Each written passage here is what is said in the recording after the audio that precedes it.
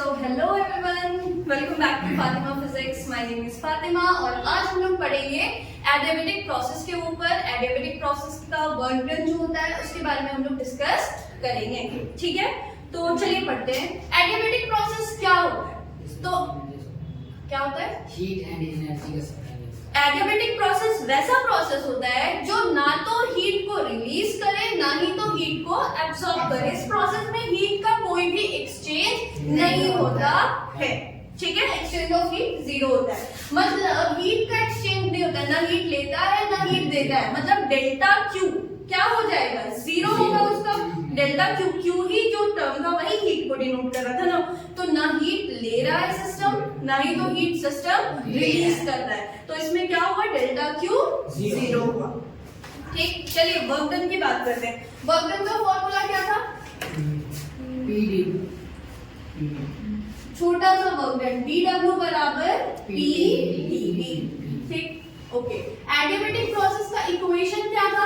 तो adiabatic process का equation था pv का पावर गामा बराबर कांस्टेंट। क्या था इक्वेशन? pv का power gamma is equal to constant, ठीक। तो यहाँ पे हम क्या लिख सकते हैं? मतलब P प्रेशर और वॉल्यूम का पावर गामा, इन दोनों को मल्टीप्लाई होके इन दोनों का प्रोडक्ट हमेशा क्या देना चाहिए? कांस्टेंट वैल्यू देना चाहिए। तो यहाँ पर हम क्या ऐसा लिख सकते हैं?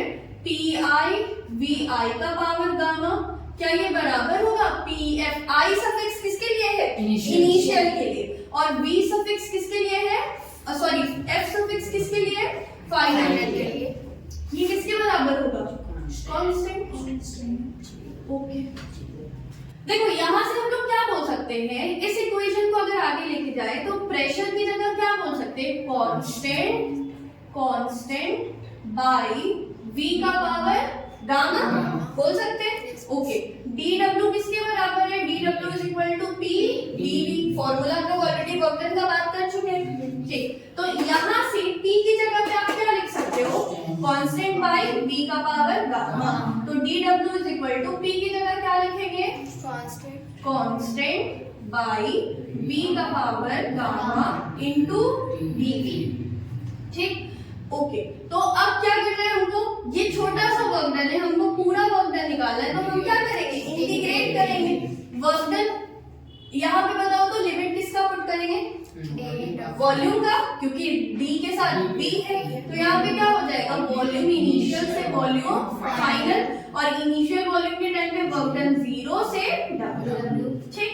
तो यहाँ पे ये हो गया dw 0 से w, this will be equal to, यहाँ पे कांस्टेंट क्या हो जाएगा? इंटीग्रेशन के बाहर, तो कांस्टेंट बाहर हो गया। अब सुनो, 1 बाई v का पावर गामा, तो इसको हम ऐसे लिख सकते हैं v to the power minus gamma into dv। लिख सकते हैं कि नहीं? क्योंकि यहाँ पे पावर वाला टर्म इसलिए ऊपर लेकर के गए। यहाँ पर क्या हो जाएगा? vi से vm। ओके, dw का इंटीग्रेशन w कहां से कहां लिमिट? 0 से w। इंटीग्रेशन का प्रोसेस क्या है बाबू? बोलिए। कांस्टेंट में एक ऐड होता है और उसी से डिवाइड होता है। तो ये v का पावर माइनस गामा, तो इसको हम क्या लिख सकते हैं? यहाँ पर v का power minus gamma plus 1 by minus gamma plus 1 लिख सकते हैं। कहां से कहां? v इनिशियल से v फाइनल, ठीक। ओके, अब क्या करेंगे हम लोग? लिमिट्स पुट करेंगे। एक बात बताओ, ये माइनस गामा प्लस 1 जो यहाँ है, क्या हम इसको बाहर लिख सकते हैं? हाँ कि ना? ओके, और यहाँ ये है माइनस गामा प्लस 1, तो क्या हम इसको 1 माइनस गामा लिख सकते हैं? क्योंकि ये माइनस पहले देखने में अच्छा नहीं लग रहा है, तो माइनस वाले को बाद में और प्लस वाले को पहले लिख देंगे, कोई फर्क पड़ेगा नहीं। ओके, तो यहाँ से हमको क्या मिल जाएगा? Upper limit w minus lower limit 0। तो ये हो गया w minus 0, this will be equal to constant. इसको बाहर निकाल लेंगे, ये क्या हो जाएगा? 1 माइनस गामा। यहाँ जान रहे हैं माइनस गामा प्लस 1 है, लेकिन हम क्या करेंगे? इसको 1 माइनस गामा, प्लस वाले को पहले लिखे, माइनस वाले को बाद में लिखे। अब यहाँ पर क्या हो जाएगा?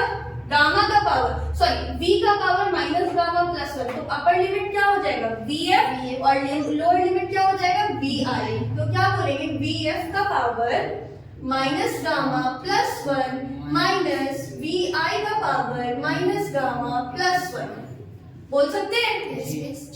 तो W माइनस 0 क्या हो जाएगा W, ये बराबर हो जाएगा किसके constant by 1 minus gamma. Okay, अब सुनो, क्या तुम लोग 8 और 9th में एक्सपोनेंट्स एंड पावर्स पढ़े हो? पढ़े तो एक उसमें एक फॉर्मूला था a to the power m plus n। इसको हम क्या ऐसे लिखते थे a का पावर m a का पावर n। अभी भी हम लोग फिजिक्स में बार बार करते हैं 10 वाला। देखो जिसका बेस सेम पावर, ये दो देखो बेस सेम है तो पावर जुड़ जाएगा। बेस सेम मल्टीप्लाई में पावर जुड़ जाए। तो अगर हमको उल्टा दिया हो, पावर ऐड में दिया हो, तो क्या हम उसको अलग अलग लिख सकते हैं सेम बेस में? तो यहाँ पर देखो v फाइनल का पावर माइनस गामा प्लस 1, तो क्या उसको ऐसे लिख सकते हैं v फाइनल का power minus gamma into v final का पावर 1 लिख सकते हैं कि नहीं लिख सकते? तो वही काम यहाँ पर करेंगे। सो यहाँ पर क्या लिख सकते हैं v फाइनल का power minus gamma into v final का पावर 1। अब ये माइनस है तो माइनस, अब यहाँ पे भी वही काम v इनिशियल का power minus gamma into v initial का पावर 1। ठीक, यहाँ पे थोड़ा सा ध्यान दो, pi vi का पावर गामा किसके बराबर है? कांस्टेंट। और सेम कांस्टेंट किसके बराबर है? pf vf का पावर गामा। मतलब इन दोनों के प्रोडक्ट को क्या रहना है? कांस्टेंट। तो हम अपने हिसाब से जब उनको इसका जरूरत होगा तो इसको इस्तेमाल करेंगे और जब इसका जरूरत होगा इसको इस्तेमाल करेंगे। किसकी जगह पे? कांस्टेंट की जगह पे। अगर तुम ध्यान दो तो ये कांस्टेंट क्या इन दोनों के साथ मल्टीप्लाई में है? क्या इन दोनों के साथ मल्टीप्लाई में है? ऐसे तुम देखो, अगर तुमको ऐसे दे दिया जाए 2 ब्रैकेट x माइनस y, तो क्या ये 2 इन दोनों के साथ मल्टीप्लाई में है या नहीं है? वही चीज बोल रहे हैं कि उस कांस्टेंट को दोनों के साथ मल्टीप्लाई करें। लेकिन ट्विस्ट क्या रहेगा, जब फाइनल वाले के साथ मल्टीप्लाई करेंगे तो कांस्टेंट का वैल्यू फाइनल वाला लेंगे, ठीक है? और जब इनिशियल वाले के साथ मल्टीप्लाई करेंगे तो इस कांस्टेंट का वैल्यू हम लोग इनिशियल वाला लेंगे, ठीक है?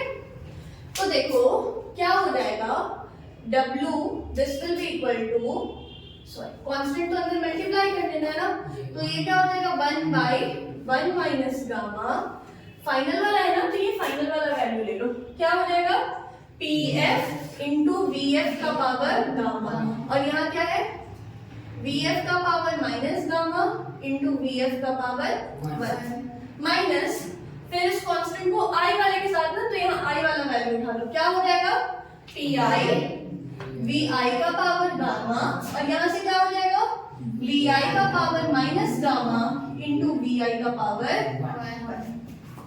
देखो जिसका जिसका बेस सेम होता है पावर ऐड होता है, बेस सेम पावर ऐड होगा। क्लियर बात? यहाँ पर अगर तुम ध्यान दो तो ये दोनों बेस क्या सेम है?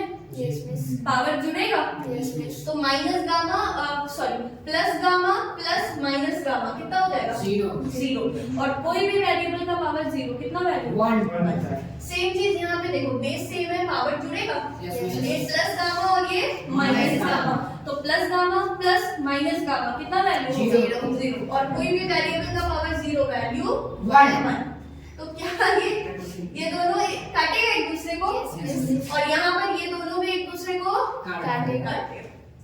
तो क्या बचा अपने पास?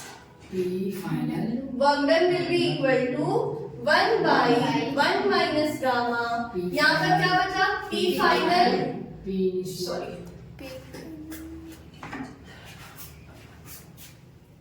क्या बचेगा? P final into V final, है ना? तो यहाँ पर क्या लिखेंगे? PF इंटू VF माइनस यहाँ क्या बचेगा? PI into VI।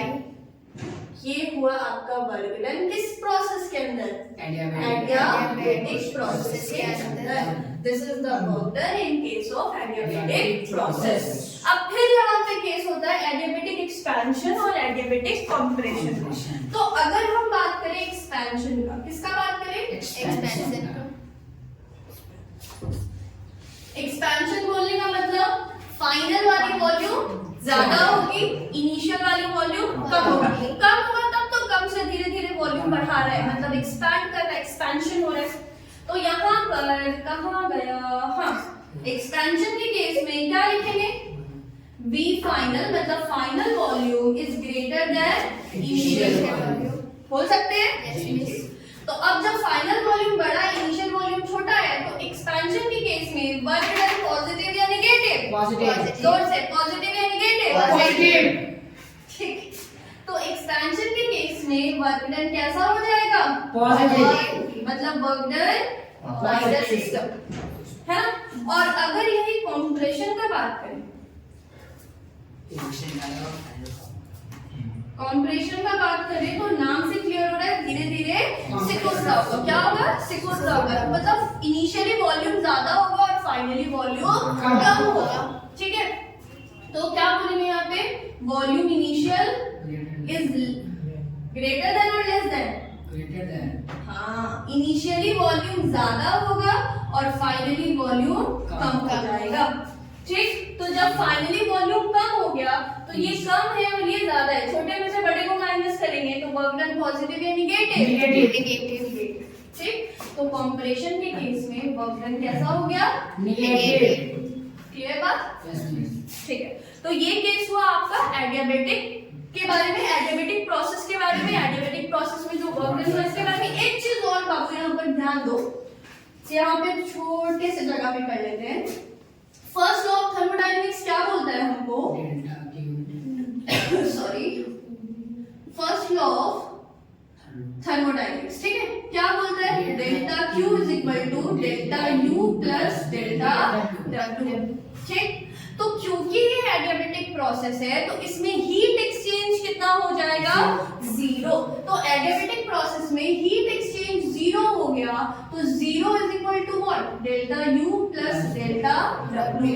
तो डेल्टा डब्ल्यू इधर लेके आएंगे तो क्या हो जाएगा, माइनस। तो change in internal energy is equal to negative of work done, हाँ कि ना। तो ये भी है आपका एडियाबेटिक प्रोसेस का बात, ठीक है। चलो वीडियो पसंद आए तो क्या करना है, like share subscribe comment, like share comment and subscribe.